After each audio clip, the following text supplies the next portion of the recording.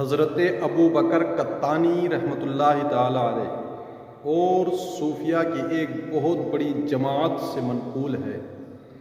حضرت جعفر دینوری رحمۃ اللہ تعالی علیہ کا ایک بھائی تھا جو ملک شام میں رہا کرتا تھا۔ وہ کسی بھی بستی میں ایک دن ایک رات سے زیادہ کبھی نہیں ٹھہرا۔ ایک مرتبہ وہ کسی گاؤں میں پہنچا، وہاں پہنچنے کے بعد بیمار پڑ جاتا تھا۔ 7 دن رات تک اس بستی میں رہا، لیکن کوئی بستی والا اس کو دیکھنے کے لیے، اس کے بیمار پرسی کے لیے نہیں آیا۔ کسی نے کھانے تک کا نہیں پوچھا۔ 8ویں رات شدت بھوک اور پیاس کی وجہ سے اس کا انتقال ہو گیا۔ صبح کو لوگوں نے جب اس کا مردہ پایا تو پھر اس کو غسل دے کر اس کو دفنانے، نماز جنازہ پڑھنے کے انتظامات میں لگ گئے۔ اس کو غسل دے کر کفنایا، خوشبو لگائی، جنازے پڑھنے کی تیاری کرنے لگے۔ اتنے میں آس پاس کی بستی کے لوگ بھی وہاں پہنچنے لگے۔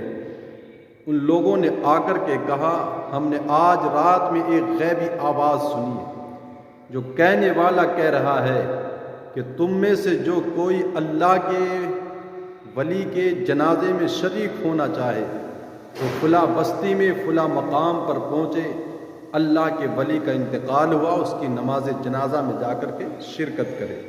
اس آواز کو سن کر کے ہم لوگ یہاں تک آئے ہیں۔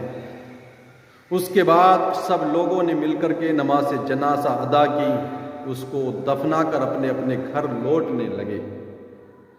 صبح کو رات بیت جانے کے بعد جب وقت فجر آیا، مؤذن نے اذان کہی، لوگ نماز فجر پڑھنے کے لیے مسجد میں پہنچے۔ تو مسجد میں جانے کے بعد، نماز سے پہلے یا نماز کے بعد، مسجد کے محراب میں لوگوں نے ایک کفن پڑا ہوا دیکھا اور ساتھ میں ایک کاغذ کا ٹکڑا تھا۔ اس کاغذ کے ٹکڑے پر لکھا تھا کہ میرا ایک ولی تمہارے درمیان 7 دن رات تک پڑا رہا، بھوک اور پیاس کی شدت میں رہا، تم لوگوں نے اس کی کوئی خبر گیری نہیں کی، کھانے تک کا نہیں پوچھا۔ اب ہمیں تمہارے اس کفن کی کوئی ضرورت نہیں ہے، ہم تمہارا یہ کفن بھی واپس کرتے ہیں۔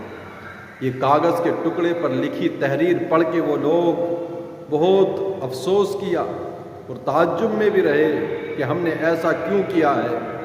بڑے شرمندہ ہوئے وہ لوگ۔ اس کے بعد مشورہ طے کیا، اپنے علاقے میں ان لوگوں نے ایک بہت عمدہ عالیشان عمارت تیار کی اور آنے والے مسافروں کے لیے اس کو خاص کر دیا، اور جو مسافر آتا ہے اس کے بعد پھر یہ لوگ اس کی خاطر تواضع بھی کرتے ہیں۔